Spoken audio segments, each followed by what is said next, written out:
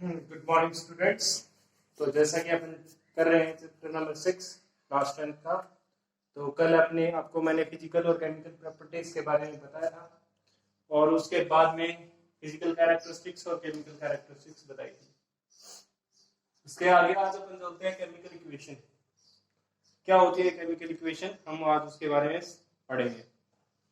तो हम ये कह सकते हैं कि कोई भी केमिकल रिएक्शन हो और उसके दौरान जो भी सब्सटेंस यूज किए जाते हैं उसको हम सिंबल्स के रूप में रिप्रेजेंट करने के लिए को हम केमिकल इक्वेशन नाम दे सकते हैं।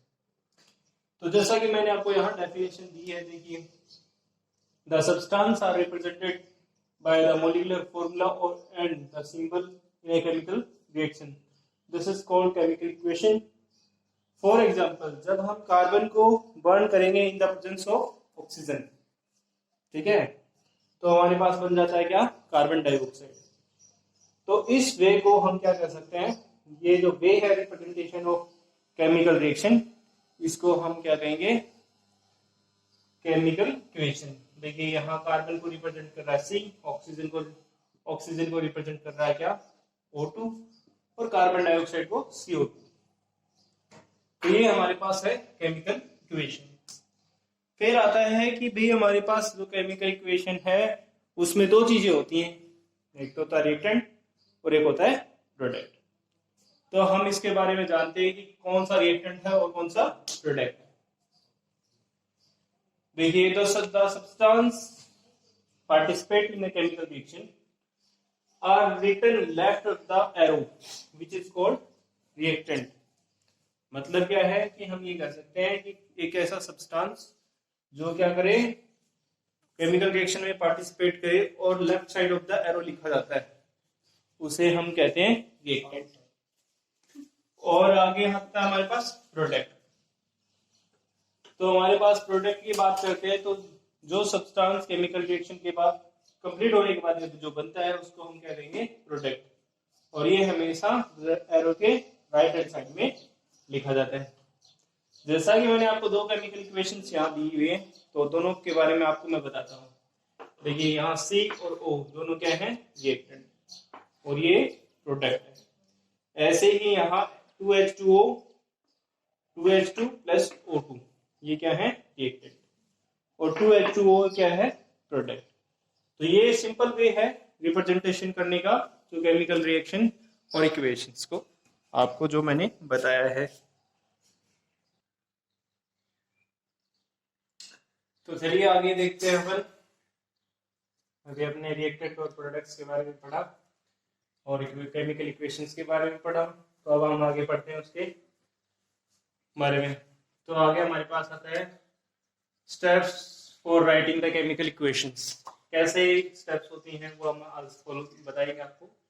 इसमें आपको पता है 10-12 स्टेप्स होती हैं, तो एक बार में सारी नहीं लिखे जाएंगे, तो धीरे धीरे आपको सारी बता दूंगा।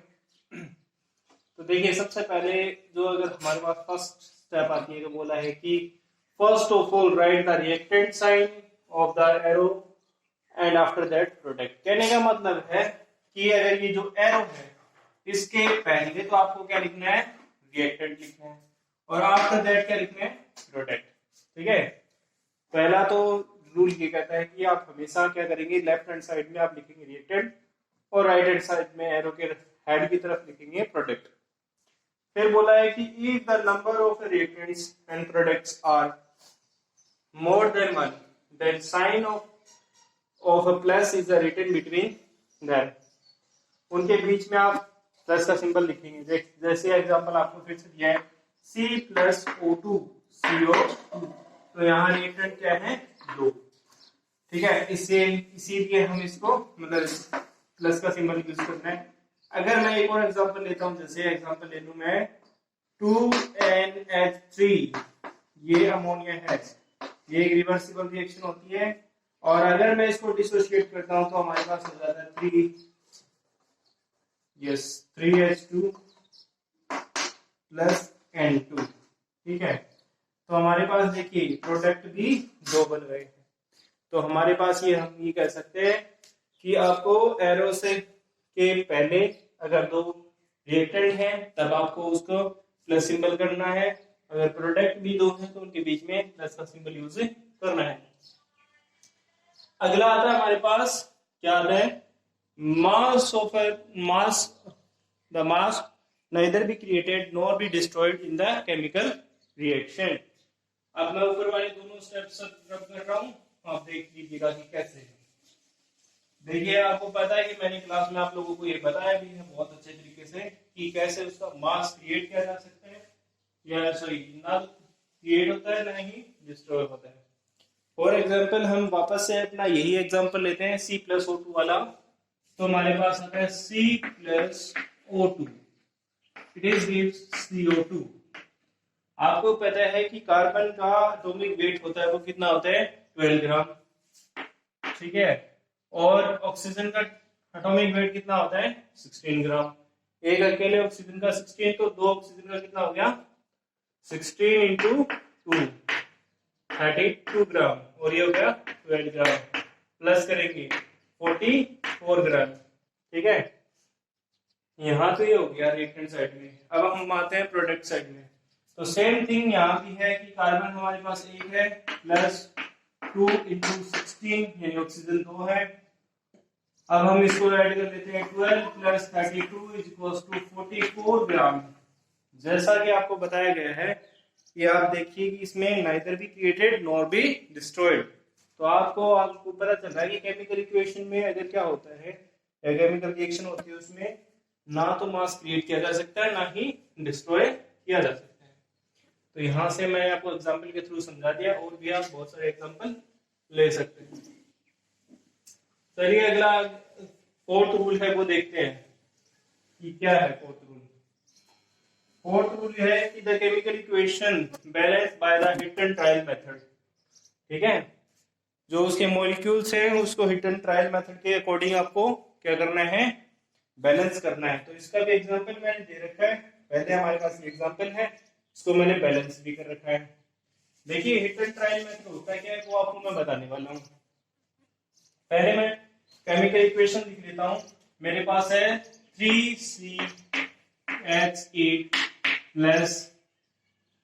प्लस O2, मतलब ये क्या है, प्रोपेन, और प्रोपेन को ऑक्सीजन के प्रेजेंस में बर्न किया तो मेरे पास बन गया क्या, CO2 प्लस H2O, ये बन गया। तो चलिए हम बात करते हैं, हम देखते हैं कि कैसे वो हमारे पास जो भी रिएक्टेंट और प्रोडक्ट हैं उनमें कौन कौन से सिंबल या एलिमेंट्स हैं, उनको हम एक टेबल के थ्रू समझने की कोशिश करेंगे। तो हम पहले यहां लगा लेते हैं heading, hit and trial method, hit and trial method, ठीक है, hit and trial method. Table draw कीजिए, यहाँ SN मतलब SN यानी सीरियल नंबर हम कह सकते हैं। अब यहाँ लिखेंगे हम रिएक्टेंट, ठीक है, या हटा दीजिए इसको, यहाँ लिख लीजिए एलिमेंट, ठीक है, यहाँ लिख लीजिए रिएक्टेंट और इस साइड में लिख लीजिए प्रोडक्ट,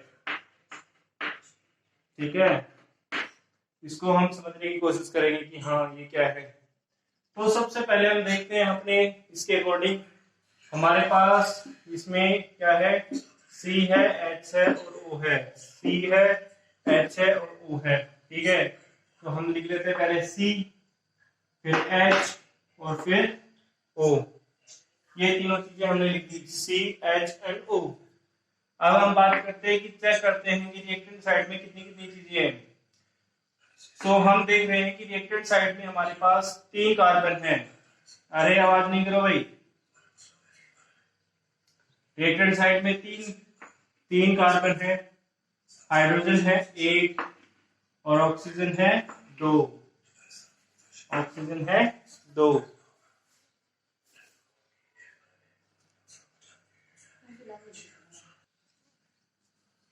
चलिए आगे देखते हैं, कंटिन्यू करते हैं अपन इसको। ये हमने लिख दिया इसके एलिमेंट्स।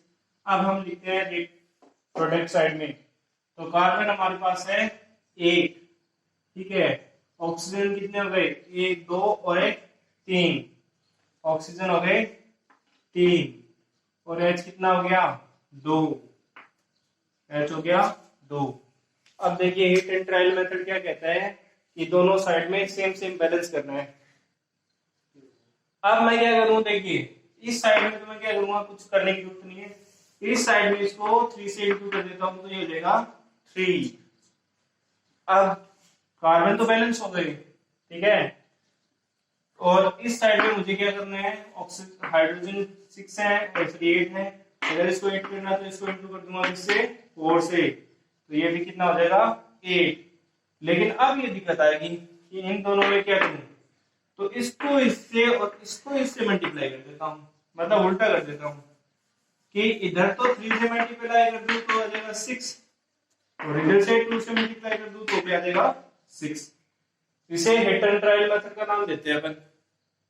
चलिए देखते हैं, जैसा जैसा मैंने किया है कि रिएक्टेंट में मुझे क्या करना है, रिएक्टेंट में कार्बन को कुछ नहीं छोड़ना है, इधर इसकी साइड में कार्बन के आगे मैं लगा देता हूं 3, तो 3 लगाते ही कितने हो गए, कार्बन तो 3 हो गए। लेकिन ऑक्सीजन की बात करता हूं तो ऑक्सीजन मेरे पास यहाँ कितने हो गए, ऑक्सीजन हो गए, इसको अगर करेंगे तो ये हमारे पास 3 टू जा 6 का ऑक्सीजन हो गए, ठीक है। अब हाइड्रोजन की बात करता हूं, ठीक है, हाइड्रोजन मेरे पास इस साइड में 8 है और इस साइड में हाइड्रोजन को 8 करने का मतलब है क्या दूं, इसको 4 लगा दूं, तो हाइड्रोजन तो दोनों साइड में बैलेंस हो गए, इधर भी हाइड्रोजन बराबर है, इधर भी हाइड्रोजन बराबर है, कार्बन बराबर है, लेकिन एक चीज बैलेंस नहीं हुई, ठीक है। अब देखता हूं कि मेरे पास इस साइड में तो 6 हाइड्रोजन हो गए, सॉरी 6 ऑक्सीजन हो गए, और इस साइड में कितने हो गए 4, कितने हो गए टोटल 10, ठीक है 10 हो गए। तो मैं इसको हटा देता हूं, इसको हटा देता हूं मैं, तो मेरे पास इस साइड में थे 3, ठीक है, अब लिख लेता हूं 2 और 1, तो इसको मैं क्या करूं, इसको तो इंटू कर दूंगा मैं किससे 4 से, और इसको इंटू कर दूंगा 3 से, तो टोटल हो गए कितने 10। इस साइड में इसको भी मुझे क्या करना पड़ेगा 5 से इंटू करना पड़ेगा, इसलिए हो जाएंगे 10। तो ये हमारे पास हिट एंड ट्रायल मेथड आपका हो जाता है, ठीक है, ये ऐसे हिट एंड ट्रायल मेथड है।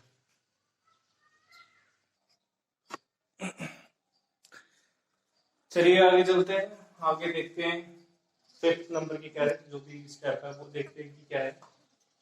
5th नंबर की स्टेप है वो है, कह रही है कि after balancing the chemical equation physical state of a reactant and product written along with it, मतलब क्या कह रहा है कि जो भी अगर हमारे पास रिएक्शन है, केमिकल रिएक्शन है, उसको बैलेंस करने के बाद में उसके जो फिजिकल स्टेट है प्रोडक्ट और रिएक्टेंट की, वो उसके साथ लिखनी जरूरी है।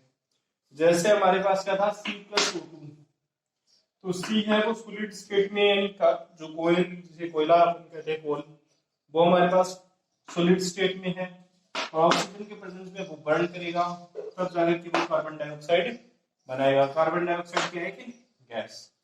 तो इस तरह हमें ये पता चल रहा है कि भाई हमारे पास जो भी केमिकल रिएक्शन है उसको बैलेंस करने के बाद में उसके साथ मैंडेटरी है, ये जरूरी है कि हमें उसकी फिजिकल स्टेट लिखनी पड़ेगी।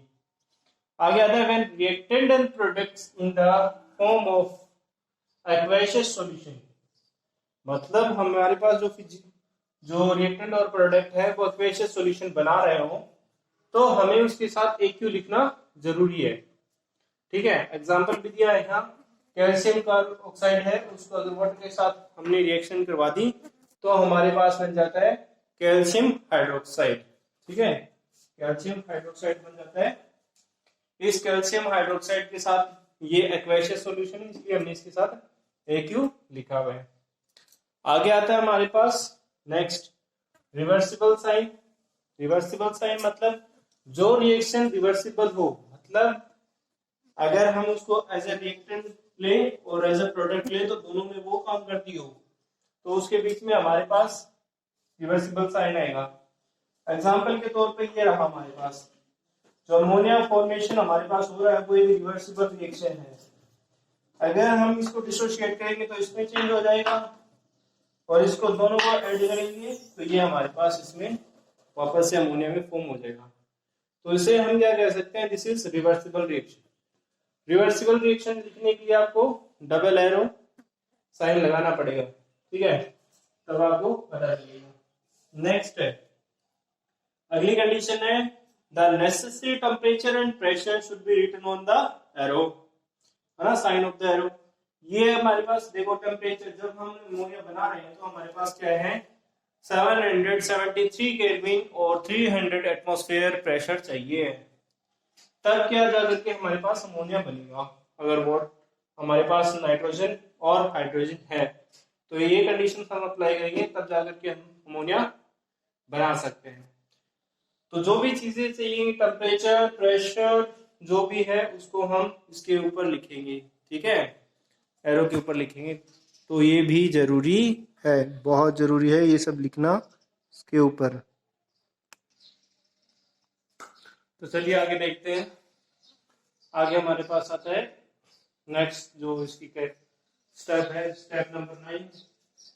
The quantity of a heat is written by the using of plus sign और माइनस साइन। वो प्लस साइन हो या माइनस साइन है, दोनों यूज कर सकते हैं।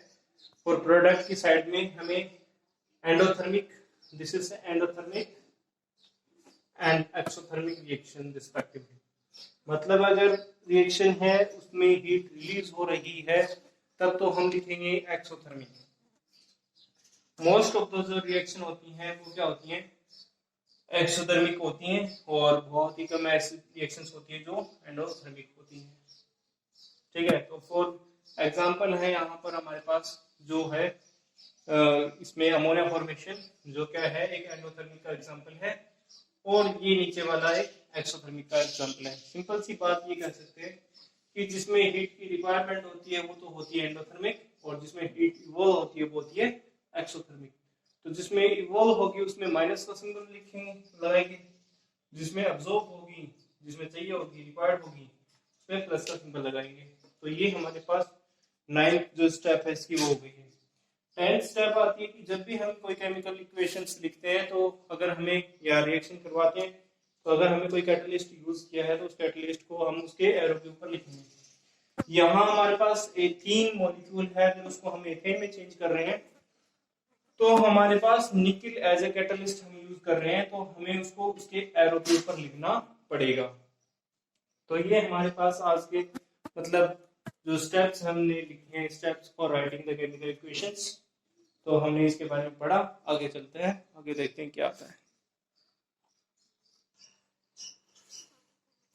चलिए आगे वाला टॉपिक आता है हमारे पास chemical equations, characteristics of chemical equations. तो चलिए हम कैरेक्टरिस्टिक्स के बारे में जान लेते हैं। 5 कैरेक्टरिस्टिक्स हैं केमिकल इक्वेशंस की, वो आपको मैं बता देता हूँ। तो सबसे पहले अपने पास आता है the whole information about the molecule or molecule and number of molecule and mass obtained by the reactant and products। मतलब हमें इसमें उसके मास के बारे में, उसके मॉलिक्यूल कितने हैं उसके बारे में इसमें पता चल जाता है। आपको एग्जांपल देता हूँ एक छोटा सा। जैसे एग्जांपल मेरे पास है N2 + 3H2, तो हम ये बनाता हमारे पास 2NH3। तो हमारे पास हम ये कह सकते हैं, देखिए कि ये एक मॉलिक्यूल है और एक ये मॉलिक्यूल है, मॉलिक्यूल 2 है, और ये हमारे पास एक तीसरा मॉलिक्यूल बना, ये दोनों रिएक्टेंट है, ये प्रोडक्ट है। अगर मास की बात करें तो इसका होता है अकेले इनकम होता है 14 और इंटू करते हैं 2 से 28 प्लस अकेला हाइड्रोजन का होता है 1 इंटू कर देंगे 6, तो कितना हो गया 34, इधर भी 34। जैसा कि कैरेक्टरिस्टिक्स है हमें मॉलिक्यूल और उसके मास के बारे में पता चलता है, तो ठीक है, हमने नंबर ऑफ मॉलिक्यूल्स कितने हैं, number of molecules reactant side में 2 हैं, प्रोडक्ट साइड में 1 है, ठीक है। तो ये हमारे पास पता चल रहा है। ओके, तो आगे चलते हैं। हमारे पास knowledge of the physical states of the obtained, मतलब उसकी फिजिकल स्टेट के बारे में पता चलता है। Necessary condition, temperature, pressure, catalyst जो भी अप्लाई किया है उसके बारे में पता चलता है, ठीक है। आगे हमारे पास जो है एंडोथर्मिक है या एक्सोथर्मिक रिएक्शन है उसके बारे में पता चलता है, ठीक है। और लास्ट हमारे पास है बाद में equation gives the knowledge about the reversibility, मतलब रिएक्शन अगर रिवर्सिबल है या नहीं ये भी पता चलता है। तो जो नीचे रिएक्शन का एग्जांपल दिया है this is reversible reaction, okay. तो हमें इससे ये भी पता चल जाता है कि दिस रिएक्शन इज रिवर्सिबल और नॉट। तो ये इसकी कुछ 5 कैरेक्टरिस्टिक्स हैं जिसके बारे में मैंने आपको बताया है। आगे आती है इसकी लिमिटेशंस, उनके बारे में। तो चलिए अब हम पढ़ते हैं लिमिटेशंस के बारे में। तो ज्यादा लिमिटेशंस नहीं है, इसकी लिमिटेशन है 2 ओनली, ठीक है। सबसे पहले है it is does not give the information about the completion of reaction. ये कभी भी रिएक्शन कंप्लीट होगी या नहीं होगी इसके बारे में कभी भी हमें पता नहीं चलता है, ठीक है। रिएक्शन कब कंप्लीट होगी या होगी भी या नहीं इसके बारे में नहीं पता चलता है। दिस इज फर्स्ट लिमिटेशन, ठीक है। जैसे हम एग्जांपल के तौर पे हमें पता चल जाता है कि जैसे रात को हमने दूध में छाछ डाली और हमने उसको जमने के लिए रख दिया तो वो सुबह तक दही बन जाती है। तो हमें पता चल जाता है कि वो रिएक्शन कंप्लीट हुई है या नहीं हुई, बट हमें दही मिल जाती है कि अभी वो प्रोसेस गोइंग ऑन है, क्या पता उससे आगे भी रिएक्शन हो या ना हो। तो इसका कुछ पता नहीं चलता कि रिएक्शन कंप्लीट हो गई है या नहीं हो गई। नीचे वाला बात करते हैं, it does not explain about the concentration of reactants. ये रिएक्टेंट की कंसंट्रेशन के बारे में भी या प्रोडक्ट्स के कंसंट्रेशन के बारे में भी नहीं बताता। अब नया टर्म आया है कंसंट्रेशन, तो आपको कंसंट्रेशन पता होना चाहिए कि क्या कंसंट्रेशन को हम एक तरह से उसकी प्योरिटी मान सकते हैं। जैसे हम किसी के घर से दूध लाने जाते हैं तो अगर उसने दूध निकाला और वो हमें यूं का यूं डाल दिया इसका मतलब है कॉन्सेंट्रेटेड दूध उसने हमें डाला है। लेकिन अगर उसने उसमें पानी डाल दिया तो इसका मतलब वो कॉन्सेंट्रेटेड नहीं है। तो जो रिएक्टेंट है वो कितना कॉन्सेंट्रेटेड है और प्रोडक्ट है वो कितना कॉन्सेंट्रेटेड है हमें इसके बारे में पता नहीं चलता है। तो हमारे पास ये इसकी 2 लिमिटेशंस हैं और आज की क्लास अपनी यहाँ तक की है, आगे हम कल पढ़ेंगे।